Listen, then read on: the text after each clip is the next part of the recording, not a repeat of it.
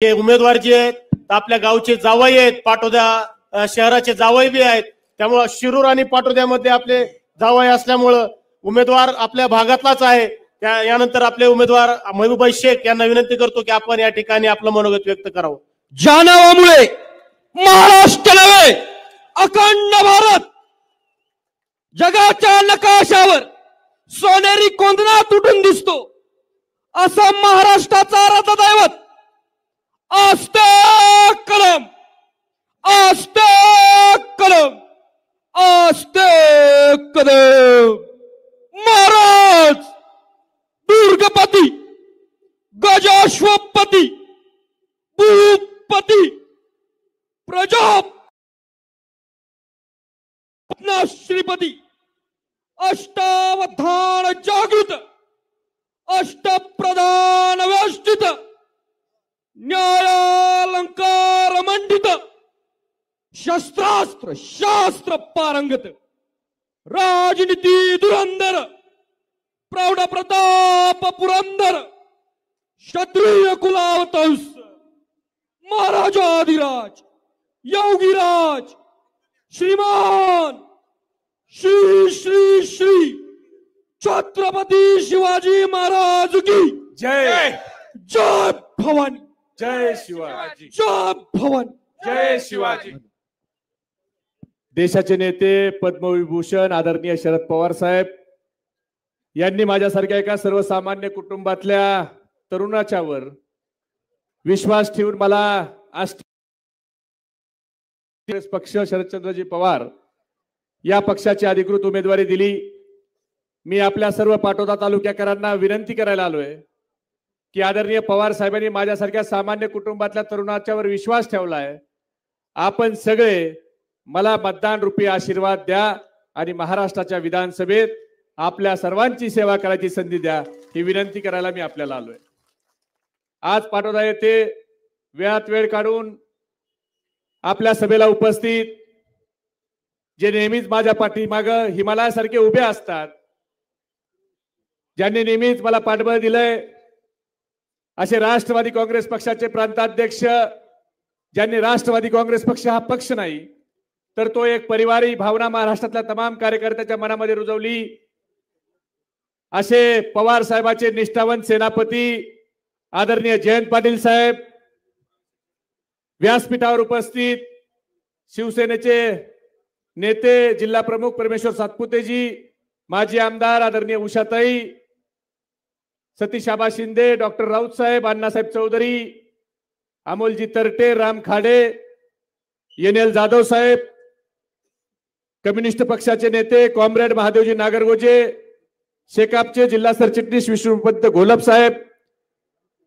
सुरोशे साहेब, शिवभूषणजी जाधव, काँग्रेसचे तालुकाध्यक्ष राहुल जाधव, गणेशजी कवडे, ज्येष्ठ नेते गुलाबभाऊ गुमरे, पॅन्थरचे तालुकाध्यक्ष बापूसाहेब जावळे, व्यासपीठावर उपस्थित मुकुंदराज आणि सर्वच मान्यवर, मी सर्वांचा नामोल्लेख करत नाही. खर तर पहिली सभा 9 तारखेला झाली आणि 9 तारखेला सहकार महर्षी रामकृष्ण बांगर साहेब आणि माजी जिल्हा परिषद अध्यक्ष डॉक्टर शिवाजीराव राऊत साहेब यांनी प्रवेश केला आणि विजयाचा मार्ग हा त्यांनी दाखवला. आणि त्यांनी जो प्रवेशाचा जी पाऊलवाट टाकली बांगर साहेबांनी आणि शिवाजी राऊत साहेबांनी, आज त्या पाऊलवाटेचा महामार्ग होताना आपल्याला दिसतोय. रोज आपल्याकडे त्या ठिकाणी सतीश साहेबांनी प्रवेश केला, काल कड्यामध्ये मोठा प्रवेश सतीश साहेबांच्या रूपाने आपल्याकडे झाला. आज आपल्या या तालुक्यातले सर्वांना परिचित असलेलं लाडकं व्यक्तिमत्व या तालुक्याचे माजी सभापती आनंदजी जाधव काका उर्फ पिंटू काका यांनी देखील मला पाठिंबा आज दिला, माझ्यासाठी प्रवेश केला. लोक रात्रभर पिंटू काकाला शोधत होते, पिंटू काका नका जाऊ नका जाऊ, पार इंदोरून लोक आणले त्यांची समजूत काढायला.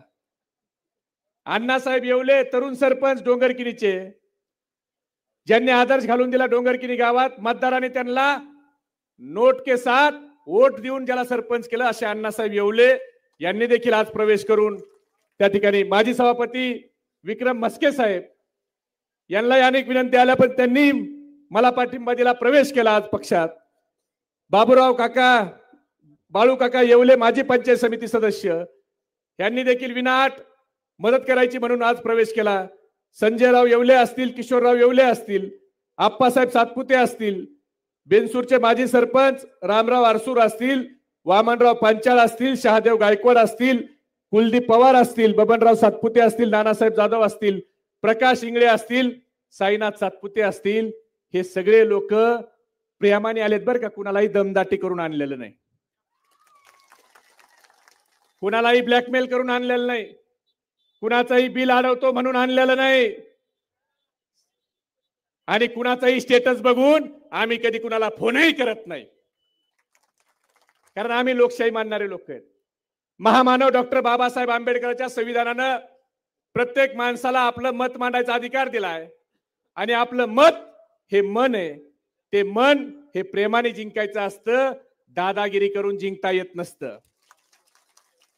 पैशाने विकत घेता येत नसतं. ज्याला पैशाचा आणि सत्तेचा लय अहंकार आहे ना, ह्या लोकांच्या 20-20 वर्षापूर्वी काय अवस्था होती हो? ह्यांच्याकडे किती पैसे होते? हे काय टाटा बिर्ला अडाणी अंबानीच्या घरात जन्माला आलते काय? आज ह्यांच्याकडे पैसा कुठून आला? काय एमआरजीएसवर कामाला गेलते? काय एखादा मोठा उद्योग कंपनी काढली? आपापाचा माल गापापाच आहे. सगळं तुमचंच बोगस चोरून खाल्लेलं आहे, आपलेच बोगस बिल उचललेले आहेत, आणि तेच पैसे आज इलेक्शन मध्ये बाहेर निघतायत.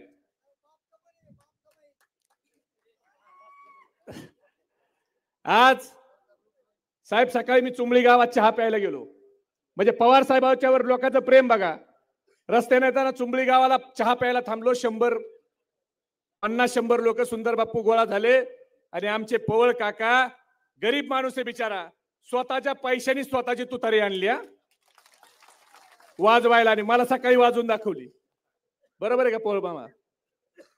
म्हणजे आपण कुणाला काय देत नाही. एक विठ्ठलराव आमचे ऊसतोड कामगाराचा माणूस, मांगेवाडीचा ऊसतोड कामगार, 5,000 रुपये त्यांनी मला वर्गणी दिली. साहेब, मी बायकोला सांगितलं की तुझे सोन्याचे दागिने हरले तरी जमतील, पण हे 5,000 रुपये तुझ्या सोन्यापेक्षा जास्त सांभाळून ठेव,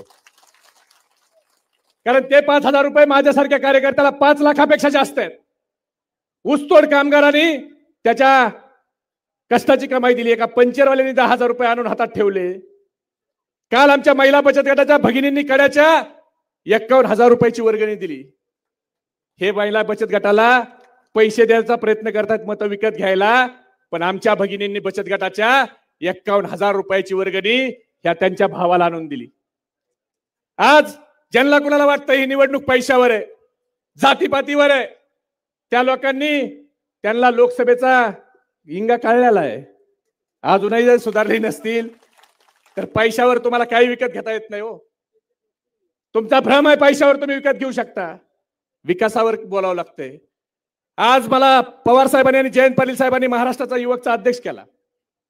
मी महाराष्ट्राच्या 358 तालुक्यात 2 वेळा जाऊन आलो. 288 मतदारसंघात जयंत पाटील साहेबांसोबत देखील मी 4 वेळा जवळपास जाऊन आलो. गडचिरोली सारख्या जिल्ह्यात मी 13 वेळा जाऊन आलो, आणि त्यावेळेला मी बघितलं की आमदारकीच्या माध्यमातून माणूस काय करू शकतो. आमदारकीच्या माध्यमातून माणूस सर्वसामान्य माणसाच्या आयुष्यात परिवर्तन घडू शकतो. लोक आमदारकीच्या माध्यमातून, आमदार लोक आपल्या भागामध्ये एखादी MIDC करतात आणि आपल्या भागातल्या युवकाच्या हाताला काम मिळवून देतात. मला सांगा, आपल्या आष्टी पाटोदा शिरूर मध्ये मागच्या 50-60 वर्षात एका तरी आमदारानं MIDC ची मागणी केली का? राजघुमरे केली का? कुणी साधं बोललंय? आज आमदारकीच्या माध्यमातून लोक कारखाना 3,3200 रुपये भाव पहिला हप्ता मिळतो. आपल्याकडे बरेच कारखानदार अनपटवाडीचे मुकादम तिकडे आहेत कारखान्यावर. आज आपल्या आष्टी पाटोदा शिरूर मध्ये एक तरी मला सांगा साखर कारखाना चालू आहे का? आहे का चालू? आपण जर ऊस लावला तर इकडे बजरंग बाप्पाकडे जावं लागतंय. आष्टीवाल्याने ऊस लावला तर त्यांना श्रीगोंद्याला जावं लागतंय, अंबालिकाला जावं लागतंय. शिरूरवाल्याने ऊस लावला त्याला प्रताप काकाकडे किंवा मोनिकाताईकडे जावं लागतं. मग माझ्यासारख्या युवकाला प्रश्न पडतो, की एका माणसाला 21 वर्ष उमेदवाराला आमदारकी मिळाली, एकाला 20 वर्ष आमदारकी मिळाली. अरे तुम्ही 20 आणि 21 वर्ष आमदारकी भोगून तुम्ही जर साधा साखर कारखाना करू शकत नाही, तुम्ही MIDC करू शकत नाही, तर तुम्हाला अजून किती दिवस आमदारकी पाहिजे आणि कशासाठी पाहिजे? आमदारकी ही काय फक्त खोटे गुन्हे दाखल करण्यासाठी आहे, टक्केवारी खाण्यासाठी आहे, नगरपंचायत मध्ये बोगस बिल उचलून पैसे खाण्यासाठी आहे, दहशत दादागिरी करण्यासाठी आहे, लोकांना त्रास देण्यासाठी आहे, देवस्थानच्या जमिनी खाण्यासाठी आमदारकी असती का? आमदारकी हे सगळे अशा छिछोरे कामासाठी नाहीये. आमदारकी आपल्या माणसाच्या आयुष्यात परिवर्तन घडवण्यासाठी आहे. आणि मी आपल्या सगळ्याला जबाबदारी,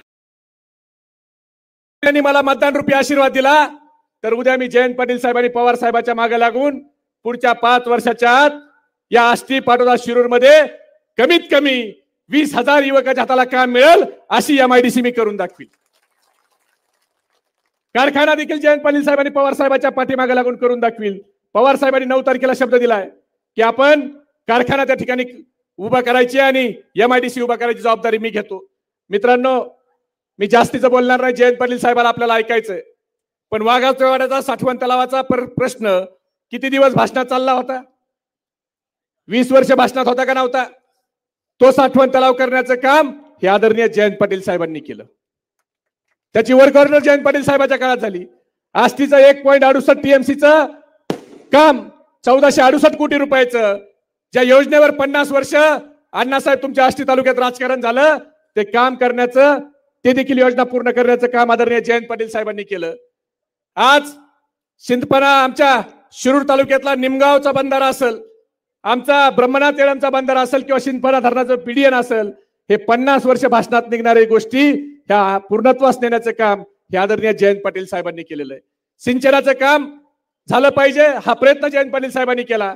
उद्या देखील पाटोद्यातले 10 पिंपळगावचे कामं असतील किंवा आमच्या त्या ठिकाणी साठवण तलाव जेवढे असतील पिंपळवंडी भागातले, हे सगळे काम आपण करू.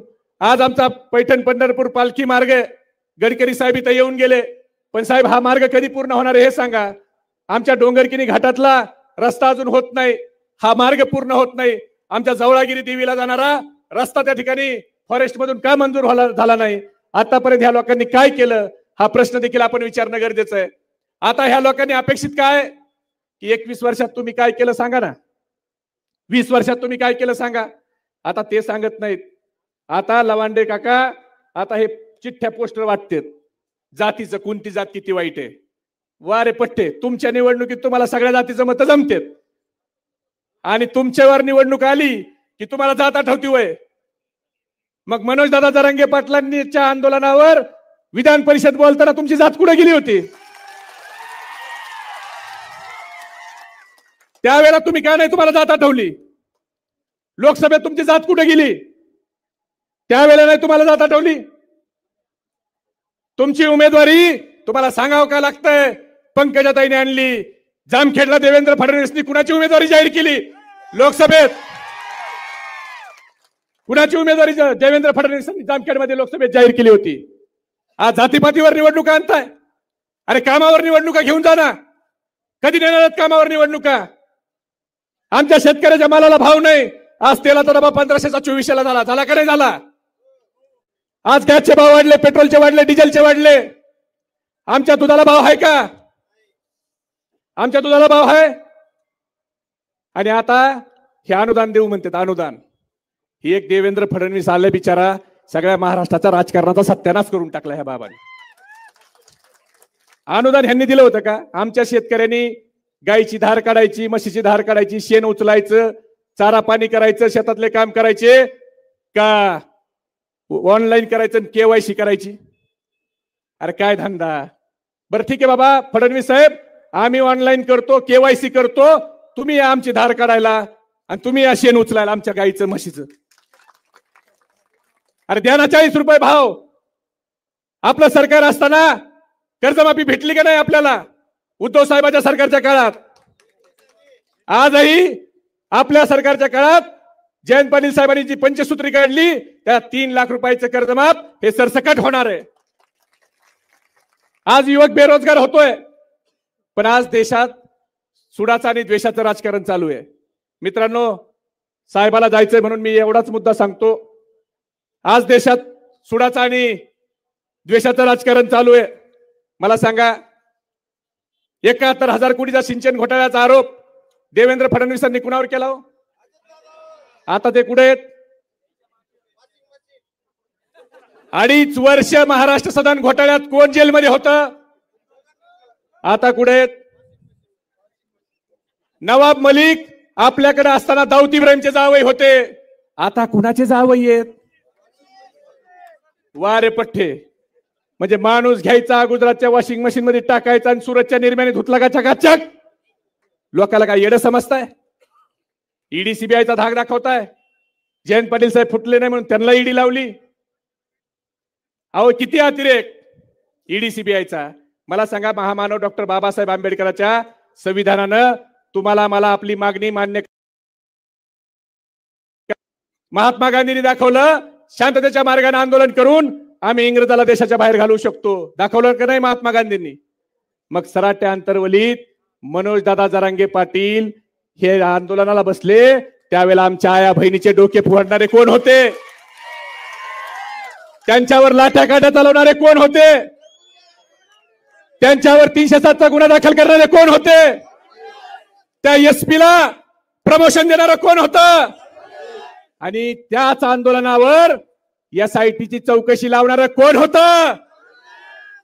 मग तुम्ही मला सांगा, इंग्रजांनी कधी महात्मा गांधीच्या आंदोलनावर SIT लावली का हो? लावली का? मग इंग्रज बरे का हे फडणवीस बरा? कोण बरे? कोण बरे? मग मला सांगा, तुम्हाला आमदार कोण निवडून द्यायचा आहे? जो उद्याच्या महाराष्ट्राच्या विधानसभेत देवेंद्र फडणवीसला मुख्यमंत्री करा म्हणून हात वर करील तो द्यायचा आहे, का जो शरद पवार साहेबांच्या मनावर शरद पवार साहेबांच्या बाजूने हात वर करील तो द्यायचा आहे? कोण द्यायचा आहे? ह्यांच्यात हिंमत आहे का म्हणायला? जातीचं म्हणताय, सराठा अंतर्वलीत आंदोलन झालं. तुमची जर जातीचा एवढा तुम्हाला खरं पुळका असेल आणि तुम्ही खरं जातीवंत असाल तर देवेंद्र फडणवीसचा निषेध करून दाखवा. त्याचा निषेध करून दाखवा. त्याच्या चौकशीची मागणी करा ना. टीका नाही करता आली तुम्हाला? हाय का हिंमत? म्हणून मित्रांनो, या जातीपातीपेक्षा आपल्याला विकासाचं राजकारण करायचंय. आणि मी एवढं सांगतो की मी जर पुढच्या 5 वर्षात आमदार झालो आणि MIDC आणि जर कारखाना करू शकलो नाही ना, तर तुम्ही मला मतदान मागायला परत तुमच्या गावात येऊ द्यायचं नाही. आता रात्री 12-12 1-1 वाजता तुम्ही मिरवणुका काढताय. मी आपल्या सर्वांना विनंती करतो की माझा चिन्ह हे अनुक्रमांक 5 ला आहे, तुतारी वाजवणारा माणूस. आणि 6 नंबरला यांनी पिपाणी आणली, म्हणून आपण काळजी घ्या. अनुक्रमांक 5 ला माझं नाव महबूब इब्राहिम शेख, त्याच्यासमोर माझा पासपोर्ट साईजचा फोटो आणि त्याच्यासमोर तुतारी वाजवणारा माणूस हे चिन्ह. याच्यावर मतदान करून मला आशीर्वाद द्या एवढीच विनंती करतो. यानंतर आदरणीय जयंत पाटील साहेब यांना विनंती करतो की आपण मार्गदर्शन करावं.